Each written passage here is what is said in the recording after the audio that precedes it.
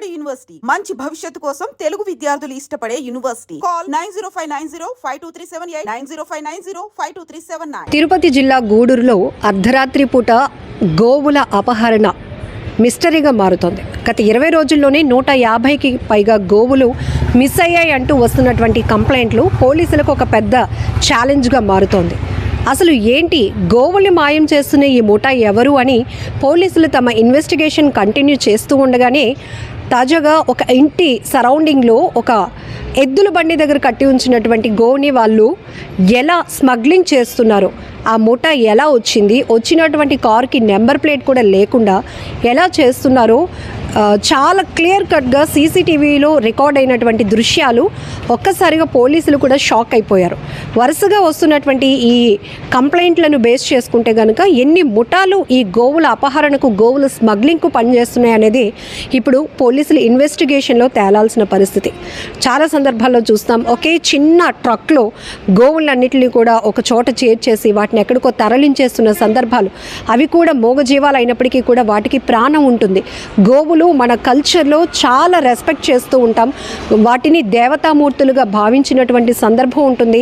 చాలామంది గోవులను పూజిస్తూ ఉంటారు కూడా. అంతేకాదు, రైతులకు అవి చాలా ప్రధానమైనటువంటి ఆధారం. అయితే కొంతమంది గోవులను చాలా సెంటిమెంట్గా కూడా పెంచుకోవటానికి ఇష్టపడుతూ ఉంటారు. అలాంటిది ఇప్పుడు ముఠాలుగా ఏర్పడి కొంతమంది గోవులను స్మగ్లింగ్ చేయడానికి సినిమాటిక్ ప్లాన్ చేస్తూ ఉండటం ఇప్పుడు తీవ్రమైనటువంటి విస్మయానికి గురి చేస్తోంది, షాక్కి గురి చేస్తుందని చెప్పొచ్చు.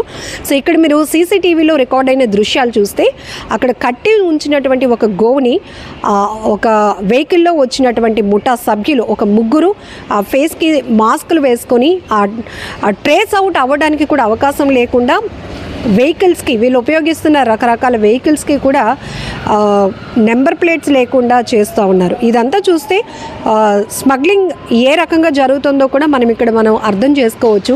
చాలా చోట్ల విదేశాలకు కూడా వీటిని తరలించడానికి ప్రయత్నాలు జరుగుతున్నాయి.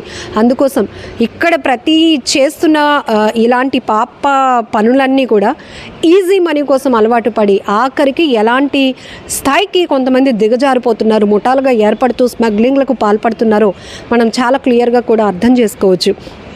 కొన్ని సందర్భంలో ఆర్ఎస్ఎస్ వాళ్ళు కావచ్చు, జంతు ప్రేమికులు కావచ్చు, ఇలా ఏదైతే ఆవులను, గోవులను స్మగ్లింగ్ చేయటానికి పూనుకుంటున్నారో వాళ్ళే ఈవెన్ పోలీసులు కూడా ఆ టైంలో అక్కడ ఆపలేనప్పటికీ కూడా కొంతమంది ప్రజలే వాటిని అడ్డుకోవడం, వాళ్ళని పోలీసులకు అప్పచెప్పడం, ఆ మూగ జీవాలకు స్వేచ్ఛయుత వాతావరణం కల్పించే సందర్భాలు కూడా చూస్తున్నాం.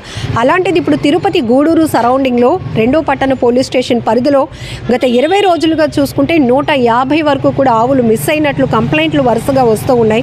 అర్ధరాత్రి పూట ఈ ఆవులు మిస్ అవుతూ ఉండడం ఏంటి అనేది ప్రతి ఒక్కరిని కూడా షాక్ గురి చేస్తున్నటువంటి సందర్భాలు.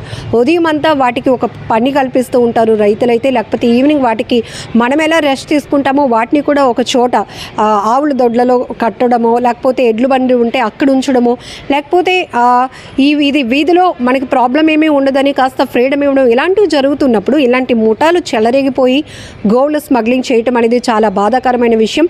ఖచ్చితంగా ఇప్పుడు ఇలాంటి సీసీటీవీలు ఎక్కడైతే రికార్డ్ అయ్యాయో వాటిని బేస్ చేసుకొని పోలీసులు ఈ ముఠా గుట్టు రట్టు చేయడమే కాదు, వాళ్ళకి కఠినమైనటువంటి శిక్ష అమలు చేయాల్సిన అవసరం కూడా చాలా ఉంది. ఎందుకంటే గోమాంస విక్రయదారులు కావచ్చు, గోవులను హింసించటం, వాటికి టార్చర్ చూపించిన సందర్భాలు కూడా మనం సోషల్ మీడియాలో చాలా చూస్తున్నాం.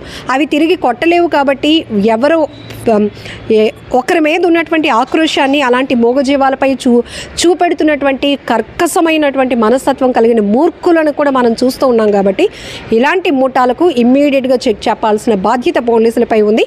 అలాగే ఎవరికైనా అనుమానం వచ్చినప్పటికీ కూడా ఇమ్మీడియట్గా లోకల్ పోలీసులకి కూడా మీరు ఇన్ఫార్మ్ చేయండి కంపల్సరీగా.